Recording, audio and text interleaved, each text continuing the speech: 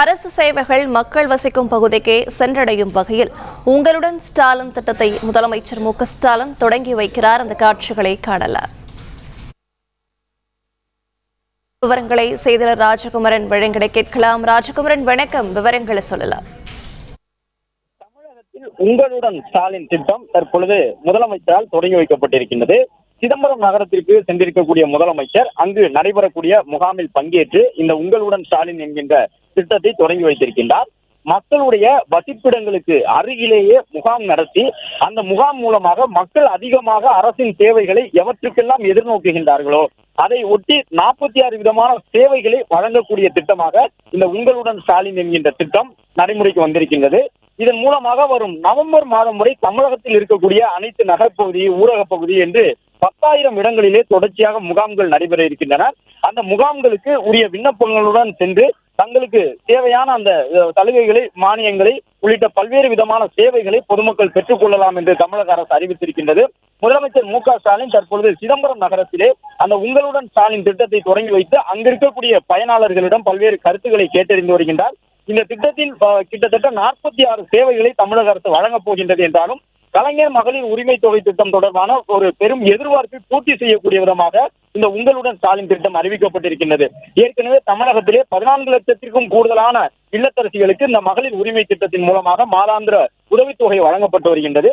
மேலும் அதை அதிகரித்து ஏறக்குறைய 30 லட்சம் மகளிருக்கு தமிழகத்திலே மாதாந்திர உதவித்தொகையாக அந்த மகளிர் உரிமை திட்ட நிதி வழங்குவதற்கான நடவடிக்கைகளை தமிழக அரசு மேற்கொண்டு வரக்கூடிய நிலையில்தான் இந்த உங்களுடன் ஸ்டாலின் என்கின்ற நடைமுறையானது தற்பொழுது செயல்பாட்டுக்கு வந்திருக்கின்றது. இதன் மூலமாக உரிய விண்ணப்பங்களை பெற்று மகளிர் அனைவரும் கலைஞர் மகளிர் உரிமை தொகைக்கு விண்ணப்பிக்கலாம் எனவும், தகுதியின் அடிப்படையில் அவர்களுக்கு கலைஞர் மகளிர் உரிமை தொகை திட்டத்தில் இணைக்கப்பட்டு மாதாந்திர உதவித்தொகை வழங்கப்படும் என்றும் ஏற்கனவே அறிவிப்பு வெளியிடப்பட்டிருக்கின்றது. அதன்படி நகரப்பகுதிகளில் 13 துறைகளை சார்ந்த சேவைகளும், கிராமங்களான ஊரக பகுதிகளிலே 15 துறைகளை சார்ந்த 46 சேவைகளும் வழங்கப்பட இருக்கின்றன. கலைஞர் கனவு இல்லம் திட்டம் உள்ளிட்டவற்றுக்காக விண்ணப்பிப்பவர்களும் இந்த முகாம்களை பயன்படுத்திக் கொள்ளலாம். மகளிர் உரிமை தொகை திட்டத்திற்கு விண்ணப்பிக்கக்கூடிய விடுபட்ட மகளிர் ஏற்கனவே கிடைக்காமல் இருப்பவர்களும் இந்த முகாம்களை பயன்படுத்தி விண்ணப்பிக்கலாம். அது மட்டுமல்ல, ஏற்கனவே மகளிர் உரிமை தொகை திட்டத்திற்கு பல்வேறு விதிகள் இருந்தன, நிபந்தனைகள் இருந்தன. அவற்றையெல்லாம் தளர்த்தி கூடுதலாக விண்ணப்பிக்கக்கூடிய பெரும்பாலானவர்களுக்கு மகளிர் உரிமை தொகை திட்டம் கிடைக்கக்கூடிய வகையிலே பல்வேறு தளர்வுகளை தமிழக அரசு திட்டமிட்டிருப்பதாக சொல்லப்பட்டிருக்கின்றது. எனவே ஊரக பகுதிகளில் இந்த உங்களுடன் ஸ்டாலின் திட்டத்தின் மூலமாக மகளிர் உரிமை தொகை திட்டத்திற்கு ஏராளமானோர் விண்ணப்பிப்பார்கள் என்று எதிர்பார்க்கப்படுகின்றது. இது மட்டுமல்லாமல் ஊரக வளர்ச்சித்துறை, நகர்ப்புற வளர்ச்சித்துறை சார்ந்த பல்வேறு திட்டங்களும், கலைஞர் கனவு இல்லம் திட்டம் போன்ற வீடு கட்டுமான திட்டம் உள்ளிட்டவற்றுக்காக பொதுமக்கள் விண்ணப்பிக்கலாம். இதில் ஒரு முக்கியமான சிறப்பம்சம் என்னவென்றால், இந்த திட்டத்தின் கீழே இந்த முகாம்களுக்கு சென்று மக்கள் வழங்கக்கூடிய மனுக்களின் மீது 45 நாட்களுக்குள் தமிழக அரசு உரிய முடிவை எடுக்கும் என்ற ஒரு அறிவிப்பினையும் முதலமைச்சர் ஏற்கனவே வெளியிட்டிருந்தார். அது மட்டுமல்லாமல் மனு கொடுத்த நொடி தொடங்கி மனு எந்த நிலையில் இருக்கின்றது, பரிசீலனையில் இருக்கின்றதா, மனு எப்பொழுது அது செயல்பாட்டுக்கு வரும் என்பது தொடர்பாக மனு அளித்தவர்கள் தொடர்ந்து அந்த 45 நாட்களும் அந்த மனுவினுடைய அம்சங்களை பின்தொடரக்கூடிய விதமாக இணையதளத்திலும் அது தொடர்பான விவரங்கள் பதிவு செய்யப்படும். மனு அளித்தவர்கள் தங்களுடைய மனுவின் தற்போதைய நிலை என்ன, பரிசீலனையில் இருக்கின்றதா என்பது உள்ளிட்ட அனைத்து விவரங்களையும் அந்த 45 நாட்களில் தெரிந்து கொள்ள முடியும். எந்த மனுவாக இருந்தாலும், எந்த துறை சார்ந்ததாக இருந்தாலும் 45 நாட்களுக்குள் அதனுடைய முடிவு வெளியிடப்படும். அந்த இணையதளத்தையும் தற்போது தமிழக முதலமைச்சர் தொடங்கி வைத்து வரக்கூடிய காட்சிகளை பார்க்கின்றோம். இந்த இணையதளத்தின் மூலமாக அந்த சேவைகள் அனைத்தும் யாரெல்லாம் மனு அளித்திருக்கின்றார்கள், அவர்களுடைய மனுவின் நிலை என்ன என்பதெல்லாம் தெரிய வரும். மகளிர் சுய உதவி குழுவினர் உள்ளிட்டவர்களுக்கும் பயன்படக்கூடிய பல்வேறு சேவைகள் இதில் இருக்கின்றன. நகர்ப்புற பகுதிகளை பொறுத்தவரை 3000த்திற்கும் கூடுதலாகவும், கிராமப்புற பகுதிகளில் 6000த்திற்கும் கூடுதலாகவும் முகாம்கள் நடைபெற இருக்கின்றன. நவம்பர் மாதம் வரை 10,000 முகாம்கள் திட்டமிடப்பட்டிருக்கின்றன.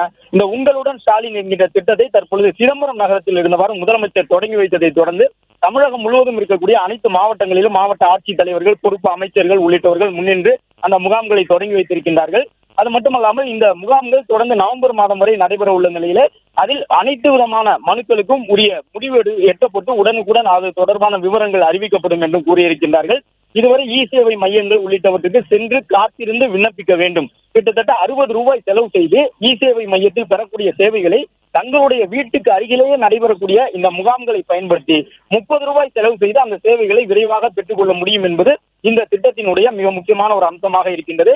ஏற்கனவே கடந்த ஒரு 10 நாட்களாக தமிழகம் முழுவதும் கிராமங்கள், நகரங்கள் என்ற அனைத்து இடங்களிலும் இந்த முகாம் தொடர்பான விழிப்புணர்வு பணிகள் நடைபெற்றன. அதன் தொடர்ச்சியாக இன்று முகாம் தொடங்கி இருக்கக்கூடிய நிலையில் ஏற்கனவே வழங்கப்பட்டிருந்த அந்த விண்ணப்பங்களை பெற்றுக் கொண்டவர்கள் முகாம்களுக்கு வருகிறது தங்களுடைய எந்த சேவை தேவை என்பது தொடர்பான அந்த துறை சார்ந்த கட்டண பிரிவுகளுக்கு சென்று விண்ணப்பத்தை வழங்கி வருகின்றார்கள். தமிழகம் முழுவதும் இந்த முகாம்கள் தொடங்கி இருக்கின்றன. முதலமைச்சர் இந்த முகாமை சிதம்பரத்தில் தொடங்கி வைத்த பிறகு அங்கிருந்த மகளிரிடம் பல்வேறு சேவைகள் தொடர்பான விவரங்களை எல்லாம் கேட்டறிந்தார். தமிழ்நாடு அரசு வழங்கக்கூடிய சேவைகள் போதுமானதாக இருக்கின்றதா, மகளிர் உரிமை தொகை திட்டத்தில் விடுபட்டவர்களை இணைப்பதற்காக எடுக்கப்பட்டு வரக்கூடிய நடவடிக்கைகள் என்ன என்பது தொடர்பாகவும் அங்கிருந்த பெண்களுக்கு முதலமைச்சர் எடுத்துக் கூறினார். அது மட்டுமல்லாமல் அரசின் பல்வேறு சேவைகள் தொடர்பாக அதை மேம்படுத்துவது தொடர்பான கருத்துக்களையும் முதலமைச்சர் அங்கிருந்த முகாம்களுக்கு வருகை தந்திருந்த சிதம்பரம் நகர பெண்கள் உள்ளிட்டவர் மற்றும் இளைஞர்கள் ஏராளமாக வருகை தந்திருந்தார்கள். அவர்களிடமும் முதலமைச்சர் தற்பொழுது கேட்டறிந்து வருகின்றார்.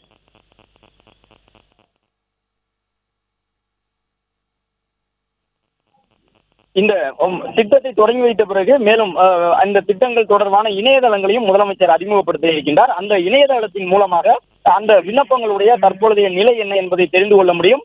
ஏற்கனவே கலைஞர் வீடு கட்டும் திட்டத்தின் கீழே ஏராளமாக ஊரக பகுதிகளில் வீடு கட்டுவதற்காக பொதுமக்கள் முன்வந்து விண்ணப்பித்துக் கொண்டிருக்கின்றார்கள்.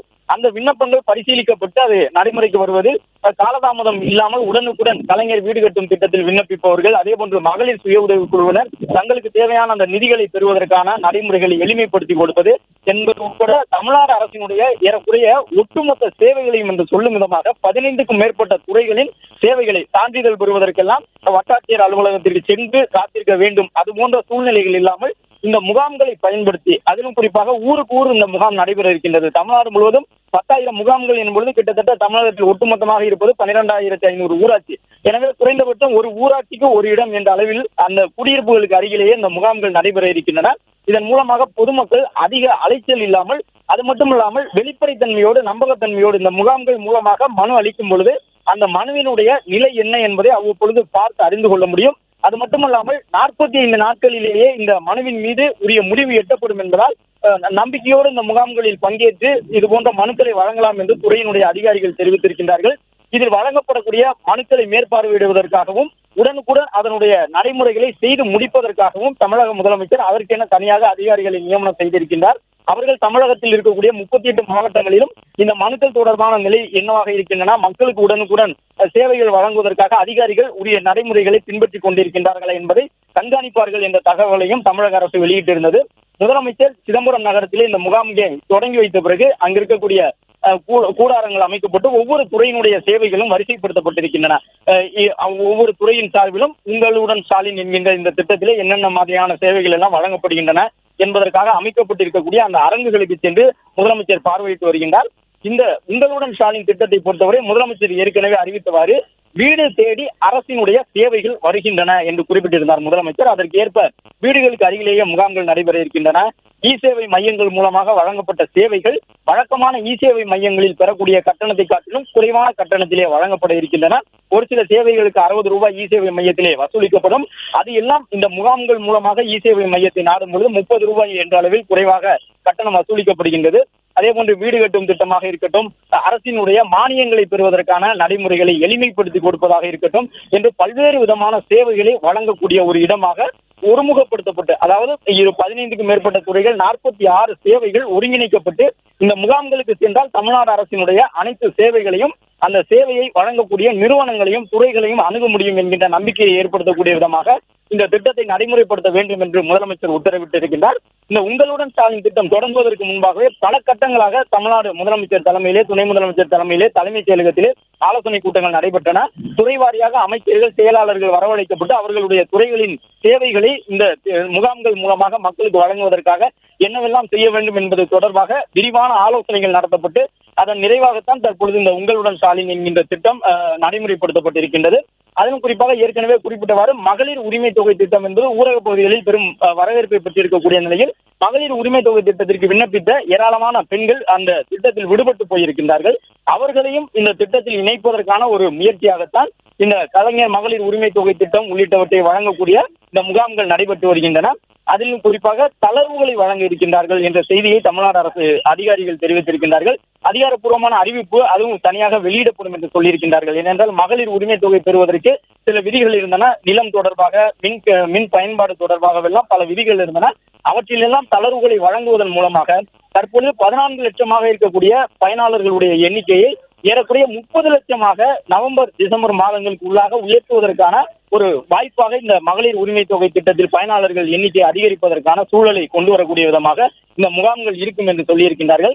முதலமைச்சர் சிதம்பரம் நகரத்திலே இந்த திட்டத்தை தொடங்கி வைத்த பிறகு அங்கு இருக்கக்கூடிய 15க்கும் மேற்பட்ட துறைகளுடைய அதிகாரிகள் அமைத்திருக்கக்கூடிய அரங்குகளை சென்று பார்வையிட்டு வருகின்றார். அந்த துறையின் சார்பில் வழங்கப்பட்டு வரக்கூடிய நடவடிக்கைகள் என்ன, அதிலும் குறிப்பாக இந்த முகாம்கள் மூலமாக அந்த துறையினுடைய அதிகாரிகள் என்னவெல்லாம் மனுக்களை பெற இருக்கின்றார்கள் என்பது தொடர்பான விவரங்களை முதலமைச்சர் கேட்டறிந்து வருகின்றார். அது மட்டுமல்லாமல் நூற்றுக்கணக்கானவர்கள் முதலமைச்சரை சந்தித்து தமிழ்நாடு அரசினுடைய திட்டங்கள் தொடர்பாகவும் அதே போன்று தமிழ்நாடு அரசினுடைய திட்டங்களில் எந்த அளவு பயன் தருகின்றன என்பது தொடர்பாகவும் தங்களுடைய கோரிக்கை மனுக்களையும் வழங்கியிருந்தார்கள். ஒரு சிலர் தங்களுடைய கோரிக்கைகளை நிறைவேற்றி தர வேண்டும் என்று மனுக்களையும் முதலமைச்சரிடம் வழங்கியிருந்தார்கள். அந்த மனுக்களும் இந்த முகாம்கள் மூலமாக பரிசீலிக்கப்படும் என்ற ஒரு தகவலை முதலமைச்சர் கூறியிருந்தார். அங்கு அமைக்கப்பட்டிருக்கக்கூடிய அனைத்து அரங்குகளுக்கும் சென்று முதலமைச்சர் பார்வையிட்டு வருகின்றார். துறையினுடைய அதிகாரிகள், செயலாளர்கள் உள்ளிட்டவர்களும் முதலமைச்சரோடு சேர்ந்து இந்த முகாமுக்கு சென்று அங்கு இருக்கக்கூடிய துறை சார்ந்த அரங்குகளில் பெறப்பட்டிருக்கக்கூடிய மனுக்கள், அந்த மனுக்கள் எவ்வாறு பதிவு செய்யப்படுகின்றன என்பதையும் முதலமைச்சர் நேரில் பார்த்தறிந்து ஆய்வு செய்து வருகின்றார். அங்க இருக்கக்கூடிய பயனாளர்கள் காலை 8 மணிக்கு அந்தந்த அரங்குகளுக்கு செல்லுமாறு அதிகாரிகளால் அறிவுறுத்தப்பட்டிருந்தார்கள். அதன் பிறகு 10 மணி முதலே முதலமைச்சர் இந்த முகாமை தொடங்கி வைத்தவுடன் உடனடியாக பதிவுகள் தொடங்கி இருக்கின்றன. அந்த பதிவுகளை முதலமைச்சர் பார்வையிட்டு ஆய்வு செய்து வரக்கூடிய அந்த காட்சிகளைத்தான் பார்த்து கொண்டிருக்கின்றோம். அதுவும் குறிப்பாக பல்வேறு திட்டங்களுக்காக விண்ணப்பிக்கக்கூடிய பெண்கள் அவர்களுடைய மனுக்களை முதலமைச்சர் பார்த்தறிந்து வருகின்றார். அந்த விதிகள் எல்லாம் அவர்களுக்கு பொருந்துகின்றதா என்பதையும் முதலமைச்சர் அங்கு இருக்கக்கூடிய அதிகாரிகளிடம் கேட்டறிந்து வருகின்றார். அந்த காட்சிகளைத்தான் பார்த்து கொண்டிருக்கின்றோம். மேலும் இந்த நடைமுறையை பொறுத்தவரை தற்பொழுது சிதம்பரம் நகரத்திலே முதலமைச்சர் தொடங்கி வைத்திருப்பதன் மூலமாக தமிழ்நாடு முழுவதும் தொடங்கி இருக்கின்றது. தமிழகத்திலே இருக்கக்கூடிய அனைத்து குக்கிராமங்கள் தொடங்கி ஒவ்வொரு இடத்திலும் இந்த முகாம்கள் நடைபெறும். முகாம்களிலே பல்வேறு துறைகளை சார்ந்தவர்கள் விண்ணப்பிக்கலாம். வீடு கட்டுவதாக இருக்கட்டும் அல்லது உழவர்களுக்காக, விவசாயிகளுக்காக தமிழக அரசு வழங்கக்கூடிய அந்த நிதிகளை பெறுவதாக இருக்கட்டும், கூட்டுறவு சங்கங்கள் மூலமாக விவசாயிகள் பெறக்கூடிய மானியங்கள் உள்ளிட்டவற்றுக்கான உதவியாக இந்த ரேஷன் கடைகளை அணுகக்கூடிய வாய்ப்புகளை வழங்கக்கூடிய விதமாகவும், அதாவது ரேஷன் விண்ணப்பிப்பது, குடும்ப அட்டைகளுக்கு விண்ணப்பிப்பது உள்ளிட்ட பல்வேறு சேவைகளுக்கு இந்த முகாம்கள் உதவி செய்யும் என்று தெரிவித்திருக்கின்றார்கள். துறை சார்ந்த அரங்குகளை முதலமைச்சர் பார்வையிட்டு அங்கு இருக்கக்கூடிய அதிகாரிகளுக்கு ஒரு சில அறிவுறுத்தல்களை வழங்கி வருகின்றார். ஏற்கனவே 45 நாட்கள் என்பதுதான் அதிகபட்ச காலக்கெடுவாக இந்த மனுக்களுக்கு விதிக்கப்பட்டிருக்கின்றது. அதிகாரிகளுக்கான நிபந்தனை 45 நாட்களுக்குள் பொதுமக்களுடைய மனுக்கள் மீது உரிய பரிசீலனை செய்து அவர்களுக்கான உதவியினை உடனடியாக வழங்க வேண்டும், அரசின் சேவையினை வழங்க வேண்டும் என்பது முதலமைச்சரின் அறிவுறுத்தல். அந்த அறிவுறுத்தலை தற்பொழுது அங்கு இருக்கக்கூடிய அதிகாரிகளுக்கு முதலமைச்சர் எடுத்துக் கூறி வருகின்றார். பிளே ஸ்டோர் மற்றும் ஆப் ஸ்டோரில் இருந்து பாலிமர் செயலியை QR கோடு மூலம் பதிவிறக்கம் செய்யுங்கள். செய்திகளை உடனுக்குடன் பெறுங்கள்.